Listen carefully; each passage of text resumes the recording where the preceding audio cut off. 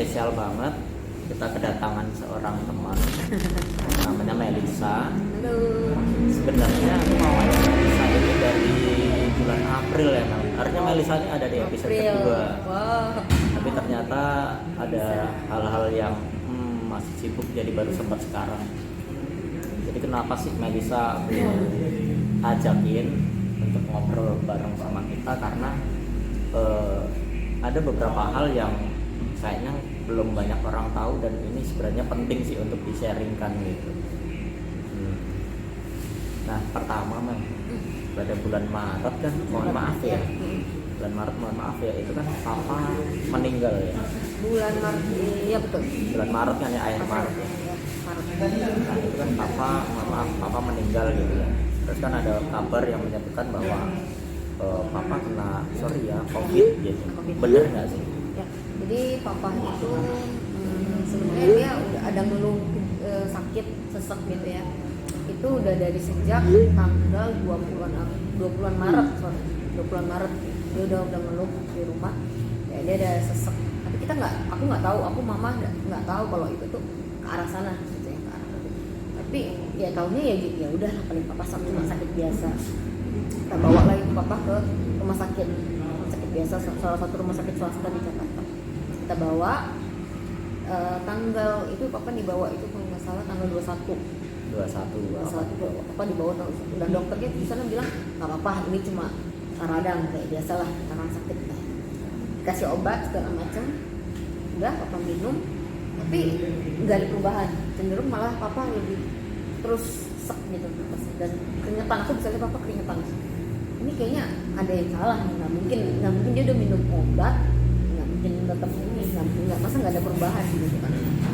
Ya, sampai pada akhirnya kita bawa lagi kedua, kita bawa lagi ke rumah sakit. Kita harus Jumat, masalah kita bawa Maret, di bulan Maret kita bawa, itu papa sudah dibilang kemarin udah mulai sesek kan, tapi dokter masih bilang wah ini kenapa nggak ada perubahan gitu kan. Nah, terus dokter mesti bilang ya udah ini aja dirawat inap sambil nanti kita mau ronsen paru-paru gitu. Akhirnya hari Jumat papa dirawat inap, masuk rawat inap tapi sambil di ronsen paru-paru. Nah, hasil ronsen itu keluar hari Sabtu. Di mana di situ dilihat ternyata memang paru-paru papa ada bercak gitu. Ada bercak semacam di ronsennya sih kelihatan, tapi dokter masih mau CT scan. Jadi waktu jadi papa sudah ada di ruang ini ya, udah di opnam di kelas, udah masuk kelas. Terus habis itu jadi hari Sabtu itu udah karena hasil ronsennya itu menunjukkan ada bercak, jadinya papa harus di CT scan. Aku mesti menemani papa itu, aku nggak tahu ternyata itu adalah hari terakhir aku bertemu sama papa. Itu aku hari terakhir aku bertemu sama papa. Ternyata aku nggak sangka sih kalau itu tuh hari terakhir aku. Jadi aku mesti menemani papaku untuk CT scan. Hari Sabtu itu. Iya, hari Sabtu itu aku mesti menemani papaku untuk CT scan. Tanggal berapa ya hari Sabtu itu? Masih lupa kalau tanggalnya. CT scan aku masih menemani papaku untuk CT scan. Hasil keluar CT scan cepat, jadinya CT scan-nya cepat keluar, dan memang ternyata setelah di CT scan, karena CT scan itu kan lebih kelihatan ya, lebih ngezoom banget gitu untuk ini kelihatan paru-parunya, dan ternyata emang benar di situ ada bercak. Aku pun bisa lihat bercaknya terlalu banyak ya, terlalu banyak banget bercaknya.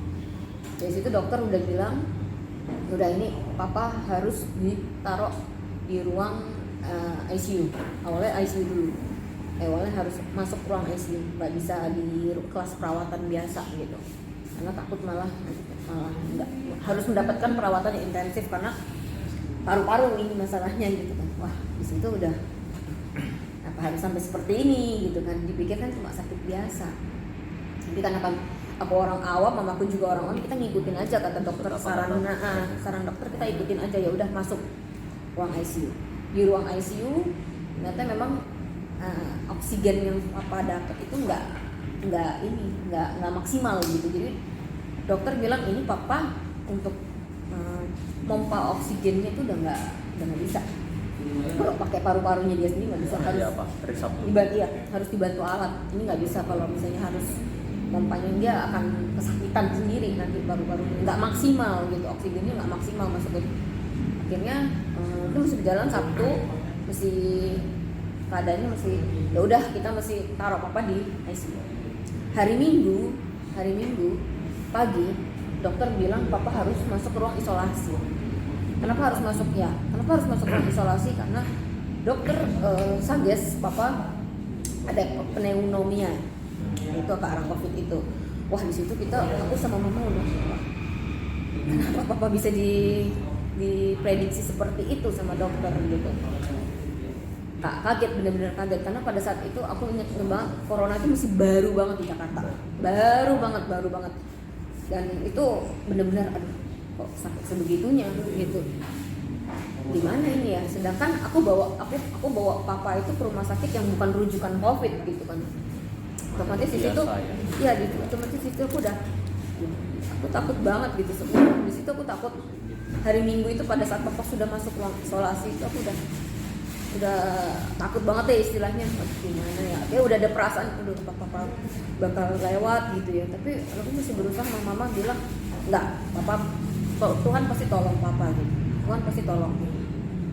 Udah, akhirnya hari Minggu pagi sampai siang itu masih nungguin papa di rumah sakit. Walaupun nggak ada perubahan apa segala macem, tapi masih nungguin papa gitu. Hari Minggu. Tapi tetap nggak ketemu. Ya nggak boleh ketemu ya, itu juga benar-benar bikin gregetan gitu. Katanya aku nggak bisa ngelihat papa aku sendiri gitu. Udah masuk isolasi itu udah nggak bisa ketemu lagi. Ya. Terus Minggu siang aku udah akhirnya kan aku pulang sama mama. Minggu siang aku lagi makan siang sama mama, ditelepon sama rumah sakit. Kalau papa harus dilakukan tindakan, jadi segera datang ke rumah sakit gitu. Datang lagi kami ke rumah sakit hari Minggu, dari dokter bilang oksigen papa udah sama sekali udah nggak bisa, papa udah nggak bisa pompa, paru-parunya itu udah nggak bisa pompa oksigennya lagi. Akhirnya dokter menyarankan untuk kami pasang ventilator. Wah, di situ udah gimana ya, tahu sendirilah, ventilator itu dipasang melalui mulut, masuk segini ke papaku kuat gitu kan saat itu kan. Apalagi keadaannya udah kayak begini, pasti ada, dokternya juga udah bilang pasti akan ada luka, kalaupun ini berhasil akan ada luka di sini, tenggorokannya segala macam. Dan itu udah gimana ya, udah lemes, udah nggak bisa berkata-kata apapun lagi. Jadi kayak mau pasang, jadi pilihannya itu cuma gini doang, kalau pasang ada resiko, kalau nggak pasang papaku nggak bisa nafas, gitu doang. Udah kayak nggak bisa mikir lagi lah. Jadi pilihannya semuanya sama gitu, pilihannya semuanya merugikan juga gitu. Jadi tinggal memilih mana yang terbaik dari yang terburuk ya. Iya, benar-benar udah nggak bisa ini lagi lah, pasang apa enggak ya. Biasanya sih kalau dengar cerita kalau udah pasang ventilator sih, wah udah nggak, susah deh gitu kan untuk harapan. Apalagi papa umurnya Iya, udah nggak ini. Papa itu kelahiran 1953. 53 dan dia belum ulang tahun. Dia masih umurnya 67 ya kok. Udah nggak bakal kuat deh, aku bilang aja, kalau udah kayak gini nggak bakal kuat. Akhirnya dengan berat hati kami tetap memilih untuk yang pasang ventilator gitu. Walaupun ini juga pasti berat ini. Karena kalau opsi memindahkan papa ke rumah sakit yang rujukan pun udah nggak mungkin bisa, karena papa udah nggak kuat nafasnya gitu. Kami nggak mau ambil resiko dia meninggal di tengah jalan gitu. Ya udah, yang terbaik aja, kita mengupayakan yang terakhir mungkin ya, terakhir untuk papa. Akhirnya sebelum pasang ventilator, aku minta mama boleh minta request ke rumah sakit, mamaku boleh nemuin papa. Ya aku sih waktu itu belum ada pikiran ini apakah pertemuan mama dan papa yang terakhir, belum ada pikiran kayak gitu. Dari dokter nggak boleh, aku hanya boleh satu orang yang masuk, nggak boleh banyak karena pada saat itu APD juga masih terbatas. Iya. Ya, Dan akhirnya mama boleh. Akhirnya mama boleh, tapi kena cas APD-nya. Ya, sudahlah, nggak apa-apa, yang penting papaku bisa ketemu keluarga dulu ya. Mama masuk sana dan mama bilang, mama sempat nyuapin papa, nyuapin makan, karena di sana itu susternya itu cuma nyuapin sekali. Terus kalau papanya nggak mau makan, ya udah gitu, nggak di ini lagi. Iya. Jadi mama masih nyopin papa. Dan puji Tuhan kata mama, makanannya habis. Mama masih nyopin. Dan saat itu katanya mama, papa sempat pegang tangannya mama, kenceng banget pegang tangannya mama kayak gini. Dan mama sempat bilang, papa mau dipasang ventilator, papa kuat ya. Kita keluarga di luar selalu doain papa udah pada saat itu kata mama keadaannya udah nggak setengah sadar gitu, udah gitu aja gitu, tapi ya dia manggut aja gitu. Mama dipegang tangannya kenceng banget, terus mama bilang ya udah apa, mama suruh keluar sama suster gitu kan. Terus mama sampai ngelepasin sendiri, bukan papa yang ngelepasin, tapi mama yang ngelepasin. Papa nggak mau lepas. Iya, mama yang ngelepasin. Udah, akhirnya mama keluar. Itu kita, aku mama berdoa dari luar. Benar-benar kami merasa aku takutnya di situ adalah papaku nggak kuat gitu aja pada saat pasang ventilator, kan aku tahu sakitnya luar biasa pas pasang ventilator ya. Dan papa nggak bisa dalam keadaan sadar, papa tidak bisa dipasang ventilator, harus bius. Itu ditambah lagi kita harus bius. Udah, terus akhirnya berapa jam ya? Ada 3 jaman lah ya, 2-3 jam lah pasang ventilator, selesai pasangnya. Ya, terus dokter bilang emang pemasangannya selesai, tapi kita akan lihat ke depannya kondisi papa seperti apa. Apakah ventilator ini cukup atau enggak untuk. Setelah pasang ventilator gimana ya? Setelah pasang ventilator tuh bukan keadaan papa membaik, malah kalau menurut aku malah makin drop. Jadi kayak ya udah, papa hidupnya hanya ya nafasnya pada saat itu ya tergantung si ventilator ini aja gitu. Pada akhirnya itu masih bertahan hari Senin, Senin Selasa masih bertahan papa dengan itu ventilator. Nggak tahu sakitnya kayak apa, dan di situ aku sama mama sudah nggak bisa ketemu lagi sama papa. Tepat tanggal papa di situ tanggal 25 pada saat itu. 25 Maret aku masih ingat banget, itu hari Nyepi. Kami libur, memang itu libur nasional.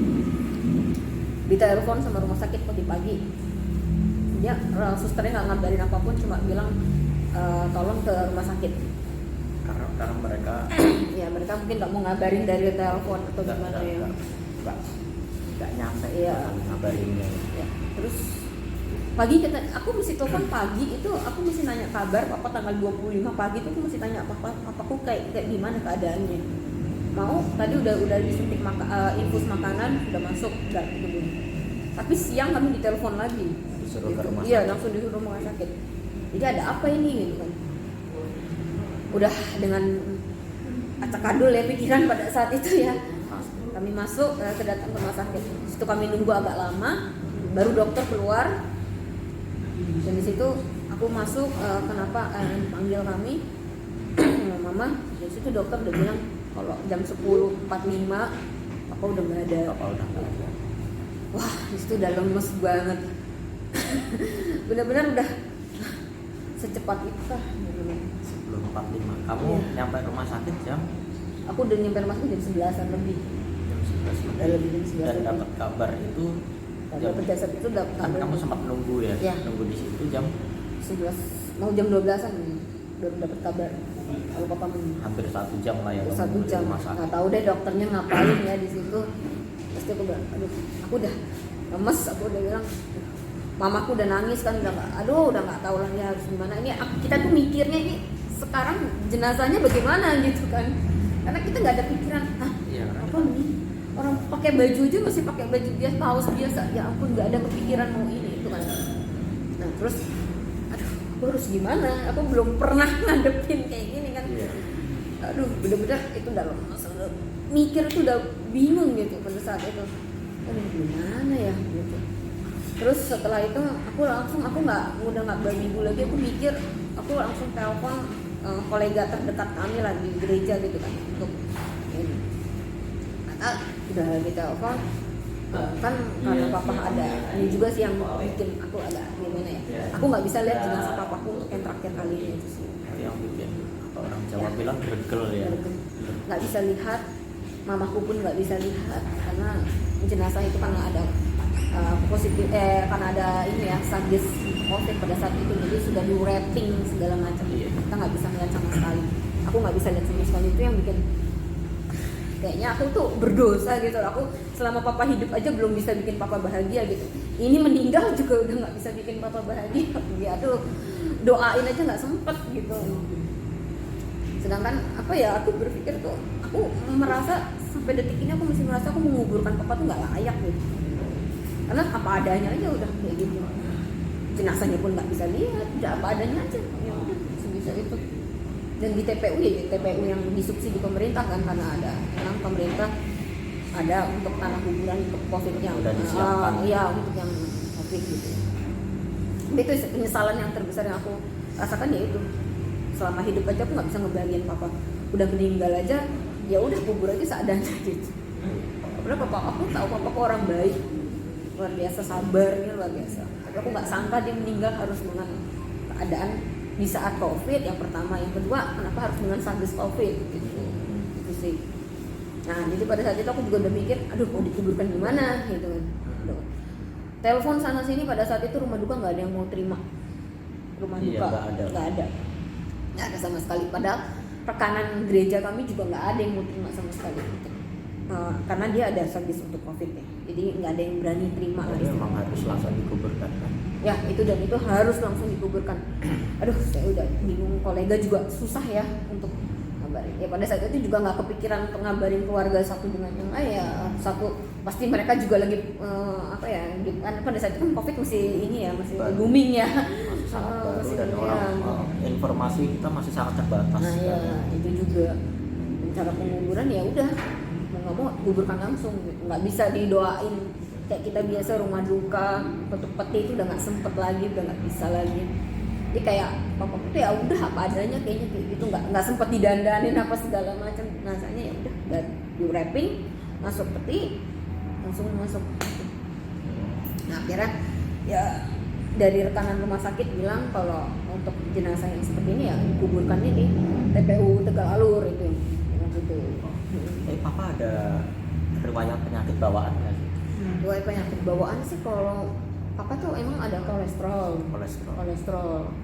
Tapi kalau untuk kolesterolnya itu sampai mengarah dia meninggal kayaknya nggak make sense aja gitu. Kita juga nggak tahu ya. Ya kita juga nggak tahu sih apakah emang benar COVID-nya yang bikin itu atau emang ya, kita kan juga nggak tahu ya, namanya virus ya. Kena COVID-nya di mana juga kita kan nggak tahu gitu. Oh iya, itu juga yang mau bertanyakan. Jadi kalian tahu nggak sih asalnya dari mana sih, ketularannya dari siapa gitu? Kalau ketularannya dari siapa sih? Aku nggak bisa ini ya. Tapi tahu. Tapi kalau misalnya tracking ditanya, gitu. Kalau ditanya papa mulai ngedropnya sejak kapan sih? Papa memang sempet berenang waktu itu. Aku lupa sih, awal Maret dia berenang. Setelah itu memang dia bisa tidur 1 harian setelah habis berenang. Nah dia waktu berenang itu juga aku kaget, papa berani berenang itu sampai 3 jam. 3 jam di kolam berenang. Biasanya dia paling berenang 1 jam atau 2 jam. Dia 2 jam itu udah paling lama. Ini 3 jam di kolam berenang sampai bisa dibilang itu gosong kulitnya, itu udah ya gimana sih kalau berenang lah kelamaan itu kan kisut juga itu. Nah semenjak dia selesai berenang saat itu baru dia menunjukkan ke arah dia mulai drop gitu. Mulai kayak dia tidur itu bisa 1 harian full gitu. Biasanya dia masih banyak bisa melakukan aktivitas, tapi semenjak itu dia langsung drop. Tapi ada ini nggak sih riwayat kontak dengan pasien yang positif gitu? Itu kita nggak tahu yang positifnya gimana ya, belum tahu juga. Tapi kalau kontak dengan orang asing sih enggak ya, kalau aku sih enggak. Mungkin kalau teman-teman ya nggak tahu ya, teman-teman kan kita kalau COVID kan semuanya kelihatannya ya kayak biasa aja, kayak sehat gitu ya, nggak tahu dia carrier, nggak tahu dia apa gitu, nggak tahu. Mungkin ditambah juga usia papa yang udah tua ya, jadinya ya mungkin lebih cepat kena ya dibanding kalau kita anak muda, lebih cepat recovery. Kalau kena itu masih lebih bisa recovery lah badannya, antibodinya masih kuat. Tapi untuk saat ini kamu sudah merelakan ya, berarti merelakan papa atau masih ada hal yang mengganjal? Sebenarnya kalau merelakan papa pergi sih pasti udah, tapi yang aku nggak bisa relakan tuh cara aku untuk menguburkan itu kayak penghormatan nggak ada sama sekali gitu. Ya udah meninggal gitu. Padahal dulu juga keluarga meninggal juga kita masih bisa doain, tapi ya papa kok padahal papa orang baik tapi segala macam, tapi kok meninggalnya begini, dikuburkannya ala kadarnya gitu. Dan tiba-tiba banget, benar-benar tiba-tiba banget, nggak ada istilah apa ya, apa sih, kayak kita dapat insting gitu ya, insting oh papa tiba-tiba begini, atau nggak ada insting sama sekali. Ya udah pergi. Terus mama di mana sekarang? Mama ya merelakan sih, cuma memang mama ya sama ya kayak aku, kok kayaknya nggak layak gitu menggugurkan papaku seperti ini gitu. Bahkan mendoakan terakhir pun nggak bisa. Pada saat itu kan kita memang masih PSBB ya, masih ya promo pun nggak bisa mendoakan. Tapi pasca itu kan kamu sempat mengadakan misa Oh ya, arwah kan betul. ya? Misa Misa arwah arwah. dan via Zoom ya? Via Zoom. Via Zoom. Nah, artinya ada usaha juga kan dari kamu untuk mengajak orang lain mendoakan papa gitu loh. Sih. Mungkin di hari H kamu rasa kok begini ya, tapi setelah itu kan kamu tetap berusaha yang terbaik untuk papa dong mas. Cuma itu aja sih bisa aku lakukan, paling cuma misa pun online gitu kan. Ya kalau ke kuburan ya gimana ya, maksudnya melihat ya berusaha yang terbaik walaupun papa udah nggak ada gitu, tapi kita tetap aku tetap mendoakan papa gimana pun. Aku tetap selalu dalam doa aku bilang aku minta maaf, aku bukan anak yang berbakti sama papa. Dari papa masih hidup aja aku belum bisa melakukan yang papa inginkan, yang berbakti gimana, yang belum ada. Papa meninggal pun kita cuma bisa melakukan ini, padahal papa baiknya luar biasa ya ke keluarganya, kan dia ya banyaklah rela berkorban ya, namanya kepala keluarga ya. Pasti ya. Terus kalau kamu kan sempat cerita ya kalau tetangga sempat menjauhi apa gimana? Sempat ini ya, mungkin pada saat itu emang masih parno ya, masih memang kita chaos, iya. situasi chaos kan waktu itu. Tangga Orang mungkin masih parno banget gitu. Masih belum tahu ya, maksud dia kok ada yang kena COVID berarti keluarganya berarti juga kena gitu. Dia memprediksinya seperti itu. Jadi mereka waktu kalian keluar rumah mereka langsung takut, iya. masuk rumah gitu. Tapi apakah itu sampai sekarang atau sekarang dia Sekarang sudah sekarang biasa saja? puji Tuhan udah ya, karena akhirnya aku sama mama dan adik aku itu diwajibkan untuk tes. Itu juga aku sempat nggak bisa masuk kantor karena orang kantor udah tahu kan ya. Orang kantor udah tahu bapakku ada kena ini COVID, jadinya mereka mungkin takut juga ya aku kena gitu. Jadi mereka ya udah nggak apa-apa, Melisa boleh lockdown dulu sebentar di rumah gitu. Iya, Pak. sampai hasilnya Melisa negatif gitu kan. Itu juga sempat lama tuh waktu mungkin karena waktu itu masih belum ini ya, tentang COVID masih datanya. Aku ada kali mau bulan April gitu ya, bulan April baru ada dari pihak puskesmas untuk kontak aku sama mama untuk aku bisa tes. Aku bisa tes. Itu udah agak lama juga sih, jadi di rumahnya udah lumayan lama, sebulan ada di rumah, padahal nggak cuti nggak apa, aku udah takut aja nih kalau potong gaji mati dah. dari hari kejadian peristiwa itu Ya, dan sampai bisa ke kantor. sebulan lebih ya berarti. Sebulan. Dari papa meninggal aku udah dari tanggal 25. Jadi aku terakhir masuk tuh Jumatnya. Itu udah nggak bisa ke kantor. Setelah itu aku udah nggak boleh ke kantor dulu sampai hasil aku benar-benar negatif. Jadi, mamaku negatif, adikku negatif. Tapi itu kalian di rumah terus gitu? Ya di rumah terus. Di rumah terus nggak keluar gitu? Iya, ya dibilang perlu ya. Puji Tuhan sih banyak banget tetangga dan bukan tetangga, teman-teman gereja yang bantuin kami sih. Jadi kayak supply bahan makanan. Ada juga beberapa teman lingkungan, orang-orang lingkungan yang supply bahan makanan itu, puji Tuhan, makasih banget. Selama kami ke lockdown itu banyak banget yang bantu sih. Waktu papa meninggal juga banyak banget yang mengupayakan ya untuk bisa ke rumah duka ini, tapi memang semuanya nggak bisa gitu, semuanya tidak bisa. Jadi yang datang pun pada saat itu juga nggak ada ya, mendoakan papa juga nggak ada, cuma aku sama mama sama adik.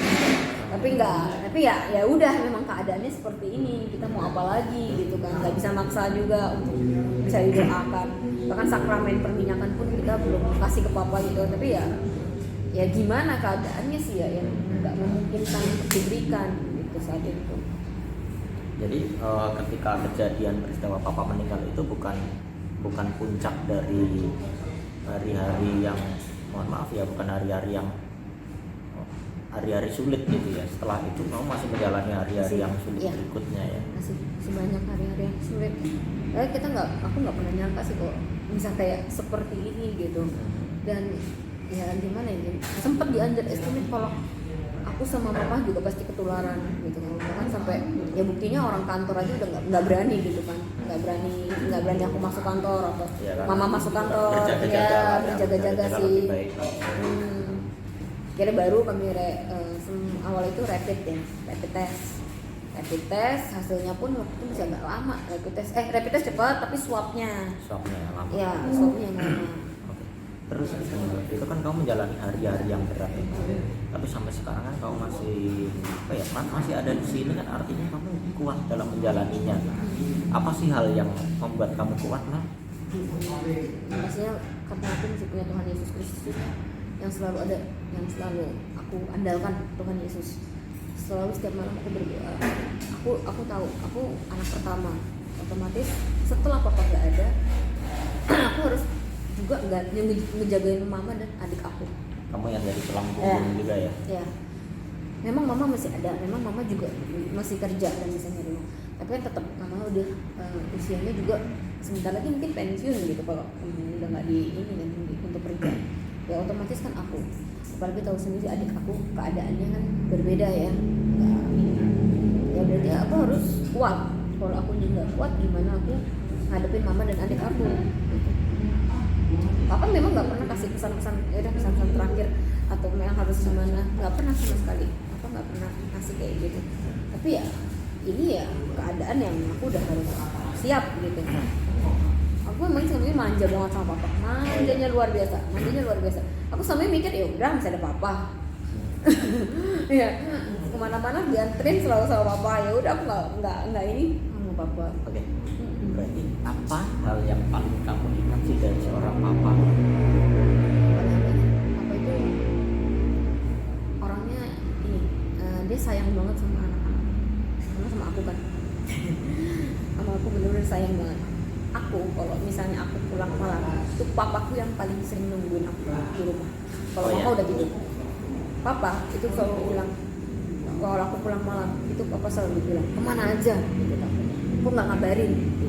Kadang-kadang malah kelupaan ngabarin sih. Jam berapa paling malam kamu? Aku pernah jam 12 malam baru pulang. Dan papa belum tidur. Dan papa belum tidur. Aku kaget, apa papa kebangun atau gimana? Ya, tapi kata papa memang papa kebangun. Tapi lihat aku di kamar belum ada gitu. Jadi papa nungguin aku sampai malam gitu. Aku nggak pernah merasa wah ternyata papaku memang gini ya, memang seorang papa itu jauh sayangnya luar biasa banget. Karena anak perempuan juga kali ya, jadi tungguin gitu. Mana sih kalau punya anak perempuan belum pulang malam ya pasti cemas gitu. Papa juga setiap hari itu apa kalau masih bisa merasanya masih kuat mau nganterin aku masih kuat banget nganterin aku ke kantor naik motor. Luar biasa di umur papa yang masih segitu masih berani untuk nganterin aku naik motor. Itu yang paling kamu ingat dari iya papa? baik banget, aduh ya ampun kayak aku kehilangan sosok itu gitu ya yang selalu perhatian sama aku. Nah cuma sekarang mamaku sih karena papa mungkin nggak ada ya, ini kayak rasanya tuh kayak kalau nggak ada aku pasti aku lebih sering dicariin. Kalau dulu sih mama nggak, kalau dulu mama nggak, mama bukan tipe yang selalu nyariin aku karena masih ada papa gitu ya. Lalu sekarang karena papa udah nggak ada jadi mama biasanya cuma sama aku kali ya, sama adik aku kan selalu di rumah. Tapi kalau aku kan aku nggak ada pasti selalu dicariin, khawatir juga gitu sih. Selain itu ada nggak sih hal yang berubah gitu setelah kepergian papa? Banyak sih. Banyak. Oh iya, banyak banget ya kan kayaknya apa ya kesannya kayak papa itu memang papa udah masuk usia pensiun waktu papa tapi papa masih mau kerja untuk keluarganya gitu, apapun lah papa masih kerjain gitu. Kayak papa tuh nggak mau kalau cuma nganggur doang, cuma jadi tukang antar jemput aku sama mama jemput lagi di usia gitu ya. Di usia yang 67 tahun masih. Iya, dia masih menjadi marketing properti. Wow. Cuma ya walaupun apa ya marketing properti juga dia nggak bisa jual sendiri ya, masih harus bareng sama teman-temannya kongko gitu ya. Ya mungkin nggak banyak penghasilannya, nggak yang dihasilkan nggak banyak, tapi dia pakai itu semua untuk keluarga. Dia nggak pernah ambil untuk dirinya sendiri, tuh nggak pernah. Dia masih mau bantu minimal ya untuk bayar-bayar di rumah gitu. Bahkan aku pun jarang banget aku mau bantuin keuangan keluarga gitu. Gajiku ya buat aku gitu kan. Saat itu aku mikirin gitu kan ya, namanya masih ada papa, masih ada mama, ya gajiku untuk aku gitu kan. Tapi sekarang udah untuk Kalau keluarga. sekarang ya itu dia bikin berubah juga. Yang Sekarang berubah. gaji udah nggak bisa untuk diri sendiri, ada berapa persen untuk masuk rumah gitu kan. Nggak mungkin mama kerjain sendiri Iya, gitu kan, iya. repot. Nggak mungkin. Kalau dulu masih ada papa, ya udah papa juga nggak pernah kayak minta uang gitu apa sih, nggak pernah sama sekali. Jadi papa ya, selama papa masih bisa, masih kuat, papa masih ada penghasilan walaupun nggak banyak, nggak ada istilahnya minta uang sama anak atau sama nggak mau minjem uang pun nggak akan pernah mau gitu. Ya, sosok pribadi yang kuat sih kalau nggak mau. Cuma ya nggak nyangka sih benar kalau harus meninggal karena itu gitu. Terus sekarang buat next nih buat kamu. Apa? Buat next apa yang akan kamu lakukan selanjutnya? Apa nih? Yang pasti ya penyesalan aku juga sama satu lagi ya. Papa Apa? belum bisa melihat menikah, mulai hidup baru. Selalu nyusahin papa doang selama papa hidup, ya kan? Belum. Kamu. Katanya saya pasti membahagiakan mamaku, itu yang nomor satu. Mamaku harus bahagia, itu wajib. Dan untuk adik aku juga sih. Jadi itu yang akan menjadi misimu sekarang. Adik, ya sama adik aku juga. Ya, aku sih udah nggak gimana ya, nggak menaruh harapan yang terlalu gimana kalau untuk sama adik aku ya, karena kan keadaan dia juga seperti itu. Tapi yang pasti aku sih pengen ya dia apa ya, mama bahagia walaupun harus tetap ngurusin adik aku gitu. Misalnya harus ngurusin, dan sebisa mungkin aku pasti bantu gitu. Aku dan suamiku pasti harusnya bantu ya. Udah yakin orang tua bahagia, sehat selalu, adik aku, mama aku, itu yang terpenting sih. Apakah sudah ada rencana?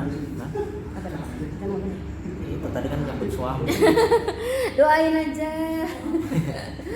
Saya udah doain nyambut aja, suami. doain aja. Pasti. Calonnya terwujud. langsung nengok. Udah ada tanggalnya.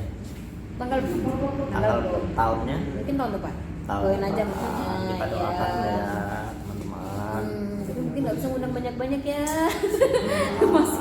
masih dalam suasana Semoga COVID-19. semuanya segera membaik lah. Semoga semuanya segera membaik. Itu pasti, itu wajib sih. Oke, terus ada nggak Mel? Ini pesan deh terakhir buat teman-teman yang mungkin selama ini masih apa ya, menyepelekan kali ya, kayak ada yang acuh tak acuh gitu. Ada nggak sih pesan dari kamu Mel? Ya, aku sih paling tetap semangat, terus jaga kesehatan. Jadi ketika kalian jaga kesehatan itu bukan cuma kesehatan buat kalian sendiri, tapi buat orang-orang di sekitar kalian. Karena itu penting banget. Kalian nggak tahu kan kalian carrier atau bukan, ikutin aja protokol kesehatan, pakai masker kemanapun, dan tetap jaga jarak, physical distancing. Itu penting banget. Itu aja sih. Oke. Tetap semangat. Oke, thank you banget Melisa buat Ya. sharingnya hari ini.